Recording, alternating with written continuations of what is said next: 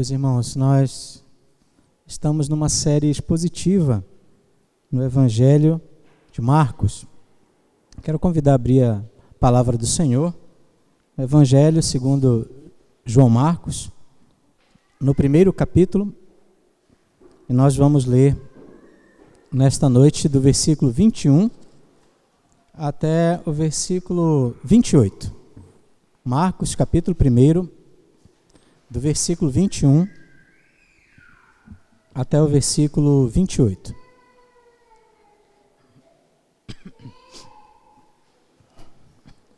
Diz assim a palavra do Senhor nosso Deus.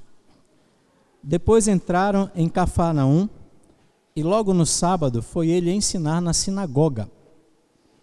Maravilharam-se da sua doutrina, porque os ensinava como quem tem autoridade, e não como os escribas.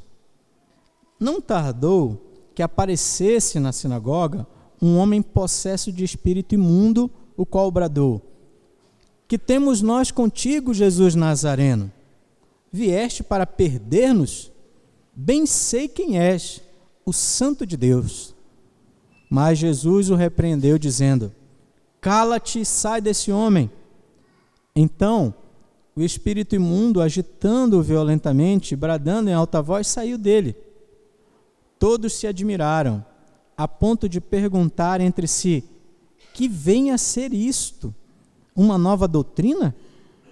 Com autoridade ele ordena aos espíritos imundos e eles lhe obedecem. Então correu célere a fama de Jesus em todas as direções, por toda a circunvizinhança da Galileia. Amém. Vamos orar, meus irmãos. Pai querido, nós te agradecemos por tua preciosa palavra, está diante de nós, e pedimos, ó Deus, que possamos, por tua graça, o poder do teu Espírito Santo, ter o entendimento da tua doutrina e, ó Deus querido, não apenas compreender, mas guardar no coração, praticar, amar ainda mais o Senhor, admirar muito mais ainda a sua pessoa, a sua obra, te servir amorosamente, dedicar toda a nossa vida ao Senhor. Que possamos também aprender, praticar e compartilhar o teu precioso Evangelho. Ajuda-nos, ó Deus. Ministra aos nossos corações. Usa este teu servo, que é um homem pecador, como qualquer outro, mas usa-me como instrumento nas tuas mãos para a edificação do teu povo, para o crescimento da tua igreja, e nós todos possamos, ó Deus, aprender mais de ti nesta noite tão preciosa. Em nome de Jesus nós pedimos estas bênçãos. Amém. Meus irmãos, este evangelho tem como propósito ensinar que aquele homem que revolucionou o mundo há mais de 2000 anos, nasceu naquela condição humilde, aquele filho de um carpinteiro, na verdade era o próprio Filho de Deus, que se fez carne, habitou entre nós e veio para redimir, para trazer salvação ao seu povo, para resgatar pecadores do pecado, da morte, do poder do diabo, perdoá-los, dar a eles a vida eterna. E aquele homem era também Deus, Deus homem, Deus encarnado. E este evangelho está aqui para ensinar que ele deu a vida, mas também que ele ressuscitou ao terceiro dia, cheio de poder, e que ele comissionou os seus discípulos, a sua igreja, para ir por todo lugar, com toda a autoridade dele, pregar o evangelho das boas novas do reino de Deus. E nós vimos que Marcos, com essa característica meio que apressada de escrita, é o livro que tem menos capítulos dos evangelhos, né?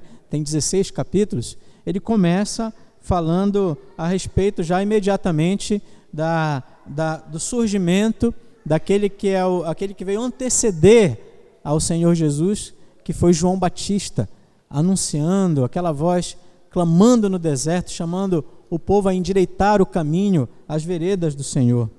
E Jesus então aparece, e é batizado, se submete ao batismo de João Batista para se identificar com nós, porque ele mesmo não precisava, ele não tinha pecado, mas ele faz isso para mostrar que o ministério dele era um ministério de identificação com pecadores, porque ele veio para nos resgatar, ele veio para nos salvar. Mas imediatamente nós vimos que o texto avança, mostrando que o Espírito Santo leva o Senhor Jesus para o deserto, para a batalha. O Salvador então vai para o deserto batalhar contra o diabo e vence. O diabo o tenta fazê-lo pecar, e o diabo fracassa e o Filho de Deus vence. E ali resiste às tentações e começa então a ir por todo lugar pregando o Evangelho, a mensagem do reino de Deus, e também chamando para si os discípulos, comissionando, convocando pessoas, e naquele caso os primeiros discípulos foram pescadores, para serem eles pescadores de homens, e ir por todo lugar anunciando o Evangelho do nosso Senhor Jesus Cristo. E agora chegamos no nosso texto, e esse texto que nós lemos agora, eu acho que você deve ter percebido, é um texto que é rico em admiração. Jesus chega, é um sábado, ele vai à sinagoga, como era de costume dele desde a infância, com a sua família, com seus pais, e ele então entra na sinagoga e ensina, e as pessoas se maravilham. Elas ficaram maravilhadas, admiradas do seu ensinamento, um ensinamento totalmente cheio de autoridade, porque ele não ensinava como os escribas.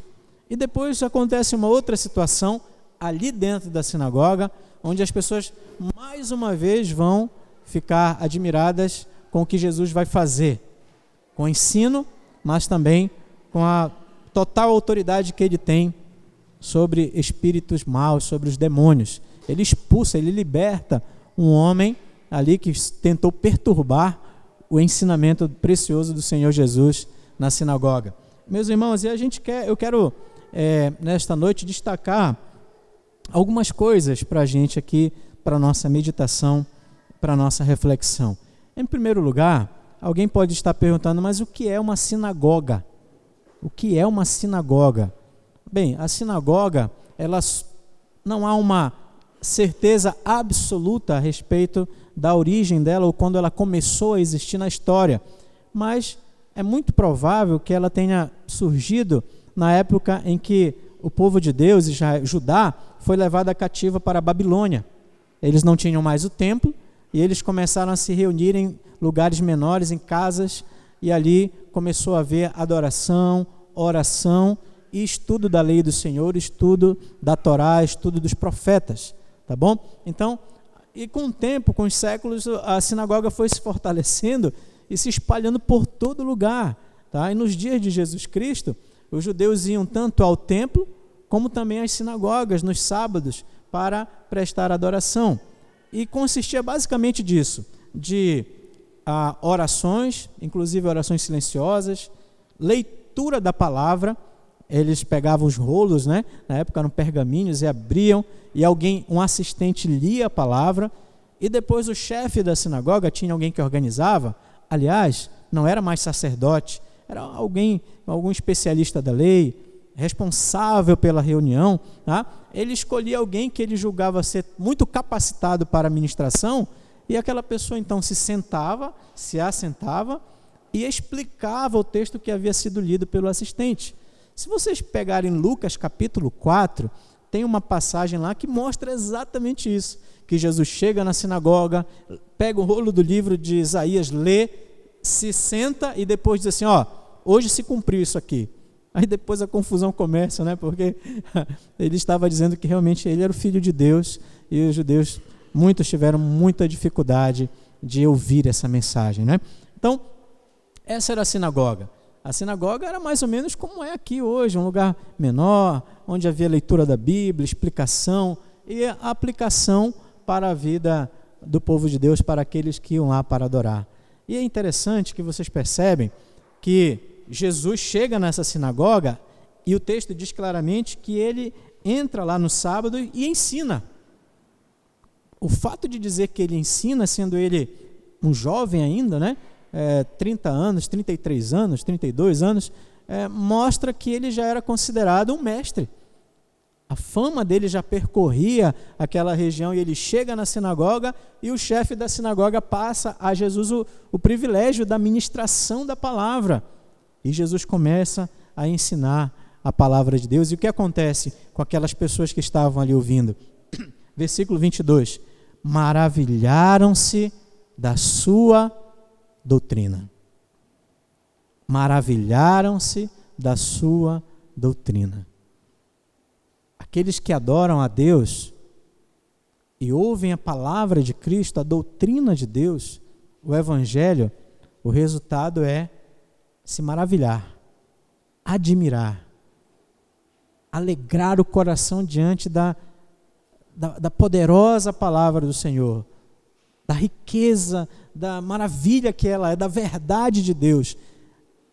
Ter a verdade de Deus chegando aos ouvidos e penetrando o coração é uma das coisas mais especiais da nossa caminhada aqui como cristãos, da nossa peregrinação.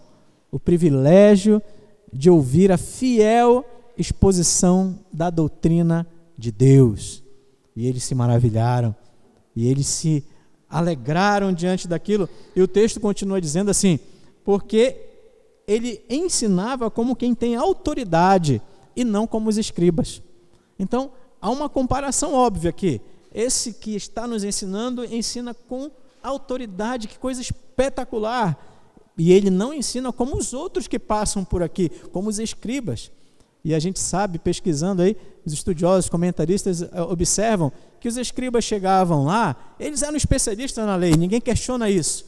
Mas eles se perdiam no labirinto de interpretações, de filosofias humanas, de tradições humanas, e eles sobrecarregavam as pessoas com legalismo, com leis, e não havia, na verdade, edificação, e aquele povo sofrido, que precisava ouvir a palavra de Deus, a mensagem do reino, se reunia, na verdade, para ouvir a tradição, o coração humano, predominando, as opiniões, das tradições humanas, e etc., coisas muitas vezes sem nenhuma relevância para o coração do homem, para a vida humana. Mas Jesus Cristo conhece o coração do homem. Ele sabe o que o homem precisa. E aquele Filho de Deus chega e ministra. Vocês imaginam? É uma ministração acertada, é uma ministração perfeita. Quem está falando é o próprio Deus. A sabedoria encarnada em pessoa, abrindo os rolos, lendo a própria palavra do seu Pai, e com toda a autoridade, porque Ele é Deus. Ele está revelando, expondo, manifestando aos homens a vontade de Deus, e aquelas pessoas percebem algo diferente, com humildade, com simplicidade, e levando a palavra certa para as necessidades do coração do homem, a necessidade dos homens. E não tem quem saiba mais do que Jesus. Não tem. E quem se dedica a ouvir com a sua palavra, a sua doutrina, com amor, realmente com fé, que busca realmente conhecer a Deus através de Cristo, da sua doutrina, realmente não tem como não se maravilhar, não se impressionar com a perfeição das palavras de Cristo. Meus irmãos, por favor, vocês têm se admirado com a doutrina do Evangelho? Quando vocês ouvem a doutrina, quando vocês leem a palavra, quando vocês meditam nas Escrituras, quando vocês ouvem uma fiel exposição que vem ao encontro das necessidades de vocês, trazendo as respostas de Deus, a verdade de Deus, quando isso acontece na caminhada, na vida, na adoração, vocês se alegram, vocês ficam admirados, vocês ficam impressionados, vocês ficam felizes. Um cristão, ele precisa amar a preciosa doutrina do seu pastor amado Jesus Cristo. Aliás, Jesus mesmo disse que as ovelhas dele ouviriam a voz dele e o quê? O seguiriam. Não tem como a ovelha ouvir a voz de Jesus e não querer segui-lo. Então, aqui uma aplicação para nós, nesse sentido, como é que você está como um servo de Deus, como uma serva de Deus? Nesse sentido, você tem tem tido essas experiências? Ou será que isso já é algo que você está deixando de lado, você tem negligenciado, você não tem tido reverência mais diante da palavra? Essa palavra não está acontecendo com você mais como aconteceu, por exemplo, com aqueles discípulos que estavam indo para Emaús, né? Jesus havia sido morto, sepultado, ressuscitou, e alguns discípulos estavam indo para Emaús cansados, entristecidos, e Jesus chegou perto deles e começou a ensiná-los. Eles não haviam reconhecido Jesus, né? E ele começou a ensinar a partir de Moisés, os profetas, e começou a mostrar que havia sido profetizado que ele deveria padecer tudo aquilo. E mais tarde o texto diz assim, que eles comentam entre eles, interessante, quando ele falava, o nosso coração era aquecido por sua palavra. Então, irmão, medite nisso. Você tem tido essa experiência com a palavra do Senhor? Ela tem aquecido o seu coração, você se emociona, você é tocado, você é transformado, você é conduzido para uma vida diferente, você é transformado na mente. O que tem acontecido com você? É muito importante que você possa meditar. E se de repente essa admiração, esse assombro no bom sentido, isso tem se perdido, peça a Deus que você possa ter novamente essa experiência com o Senhor, ouvindo a sua doutrina, conhecendo cada vez mais dele, se impressionando com a sua palavra, com a verdade dele, amando, praticando. Peça a Deus isso, porque isso é realmente muito importante, muito precioso para a vida de um cristão. Muito obrigado, Diácono Azaf, por seu serviço. Ok? Meus irmãos,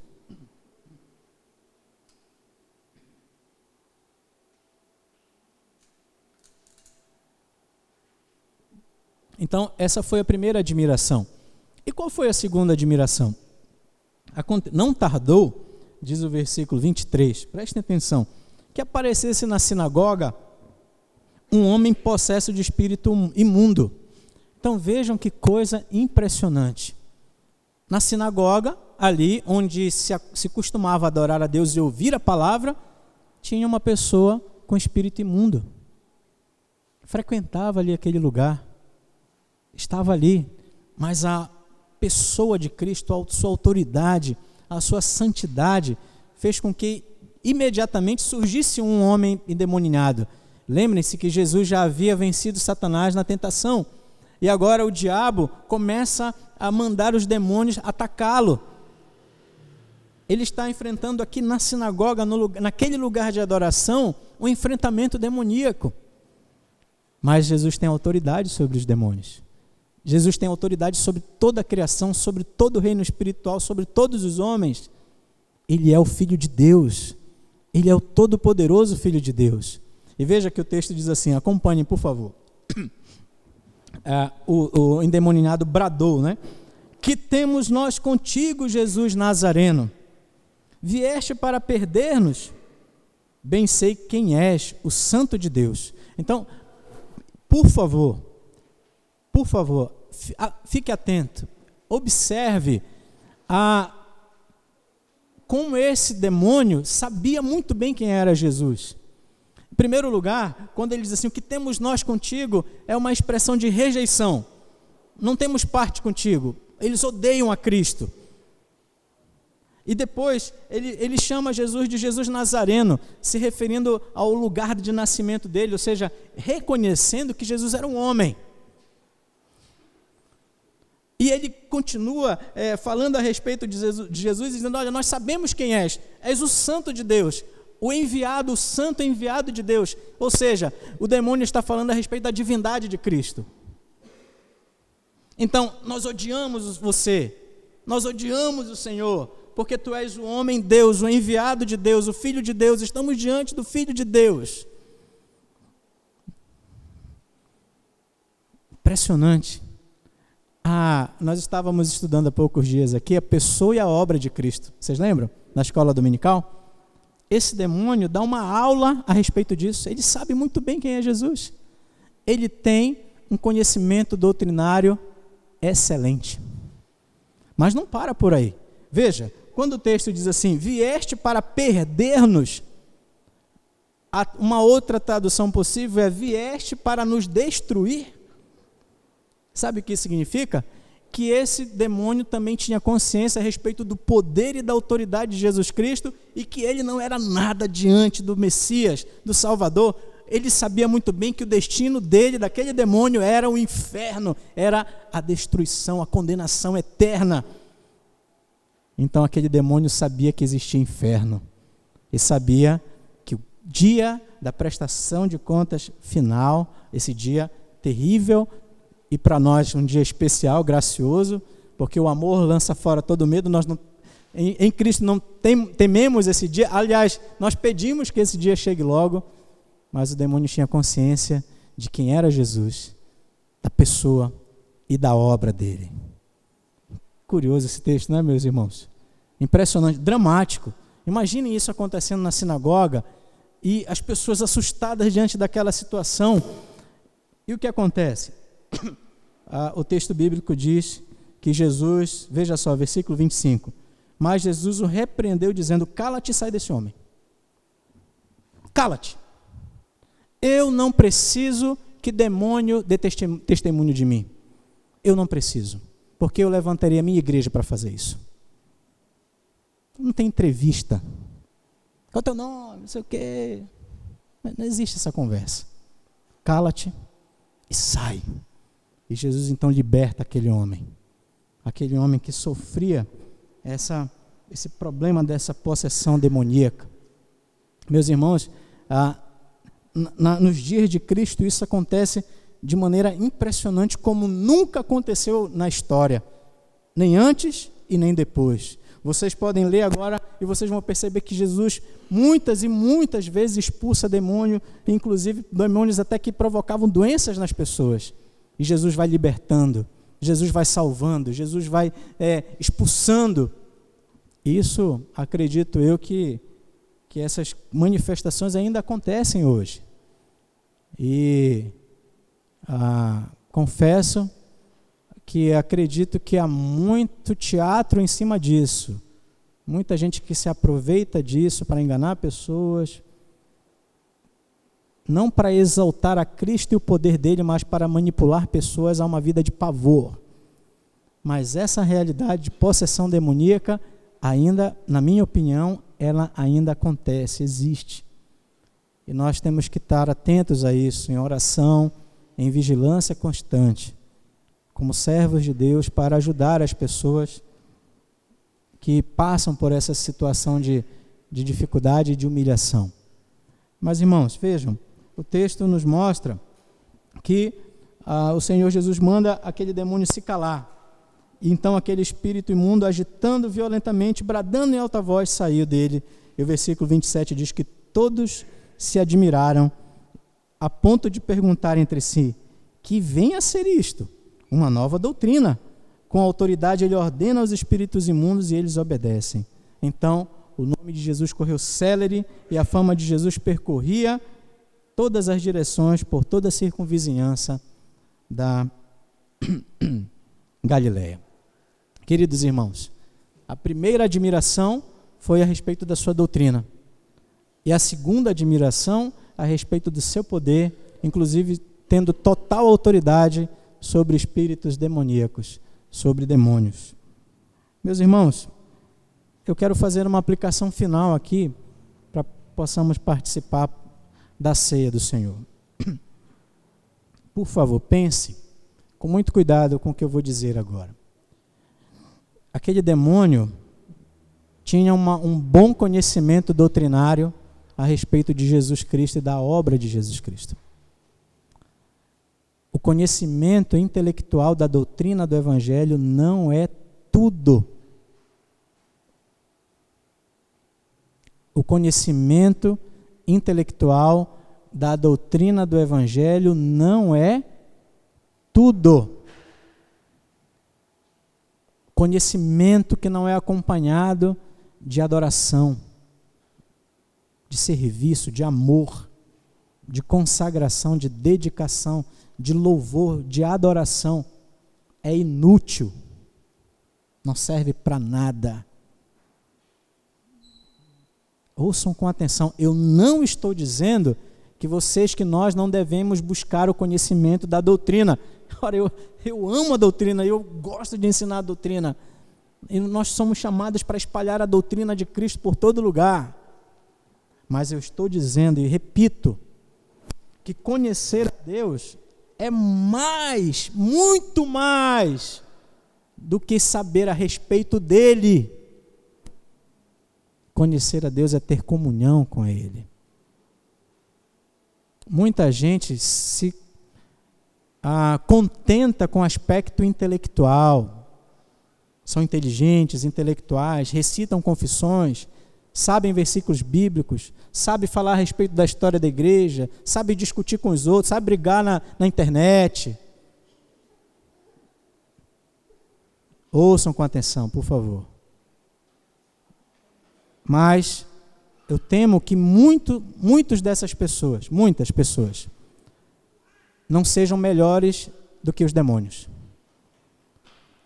Eu vou explicar, porque hoje, preste atenção, hoje tem cristão, por exemplo, que se diz cristão, vamos repetir, né? Tem pessoas que se dizem cristãs que não acreditam, por exemplo, que Jesus é Deus. Aquele demônio sabia que Jesus era Deus. Um dia desse era uma moda e chegou até aqui no Brasil, através do liberalismo teológico, dizer que o inferno não existe. E igrejas ensinavam e ainda ensinam hoje que o inferno é aqui. Muitos que se dizem cristãos não acreditam mais no inferno. Esse demônio sabia que Jesus haverá o dia de derrotá-lo e destruí-los.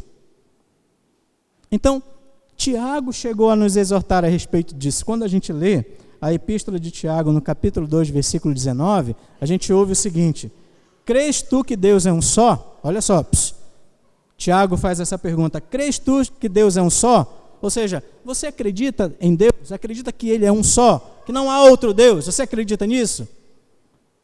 Aí Tiago diz assim: faze bem. Beleza.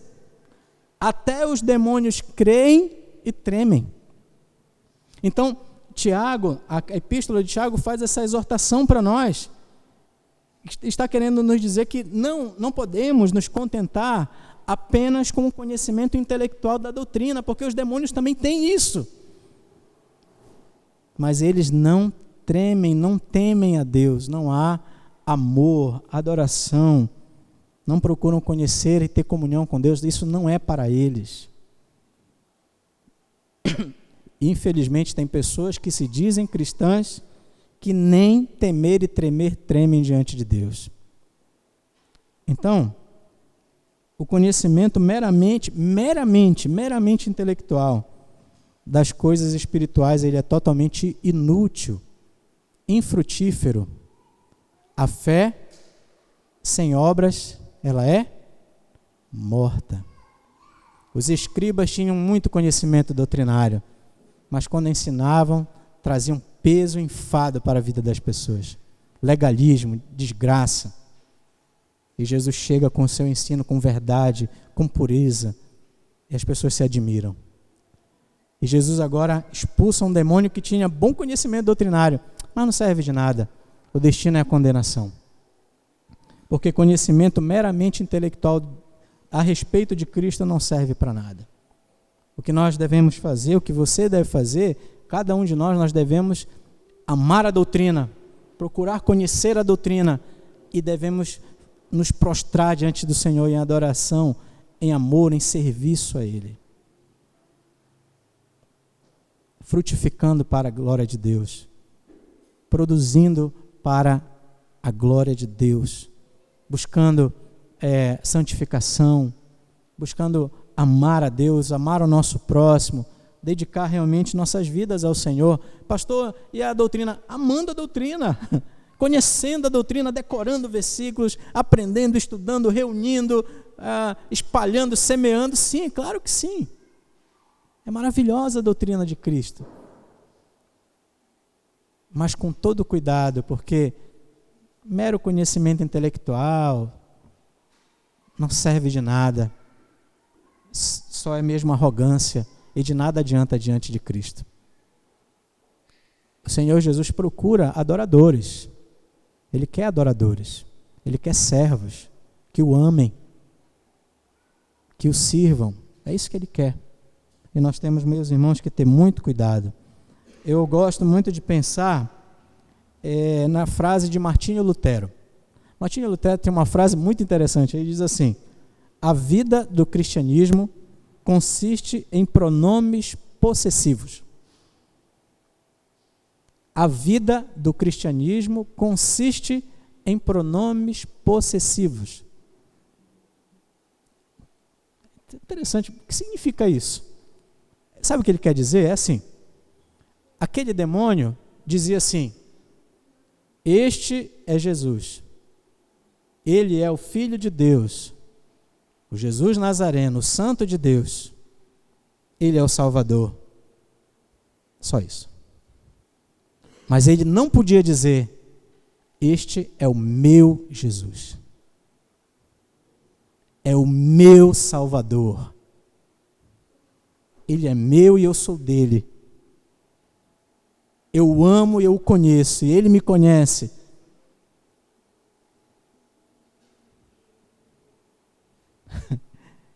A vida do cristianismo consiste em pronomes possessivos. A questão não é o quanto você sabe. A questão é se você pode dizer se Jesus é seu, o seu Salvador, o seu Senhor. Se você confia nele, se você está firme nas promessas dele, se o seu coração arde quando ouve a sua doutrina, a doutrina dele, se você quer servi-lo, se você quer dedicar-se a ele, se você o busca, o ama, se você o adora, se ele é seu e você é dele. Esta é a grande questão da vida. Porque a vida do cristianismo consiste em pronomes possessivos. Que Deus nos ajude, que Deus nos conduza a nesta meditação, possamos pensar sobre como anda o nosso amor pela palavra, pela doutrina de Cristo, mas também pensar no sentido de que se nós estamos dedicados a obedecer essa palavra, e dando com isso provas de que Jesus é nosso, é o nosso Salvador. Quem é Jesus? Ele não é apenas o Salvador do Hélio, ele é o meu Salvador. Ele é o nosso Salvador, é o meu pastor, não apenas o pastor daquele meu amigo, do meu pai, do meu filho, o meu pastor, o meu Senhor, o meu Salvador. Essa é a grande questão. Que Deus nos ajude. E se ele não é o seu pastor? E se ele não é o seu Salvador? Clame a ele, busque a ele, entregue-se a ele, peça a ele a transformação, a graça, a salvação. Confesse a ele como seu Salvador. Confesse a ele como seu Senhor. Busque a ele. Que Deus nos ajude e que essa palavra possa frutificar em nossos corações para a glória de Deus. Amém. Vamos participar da ceia do Senhor.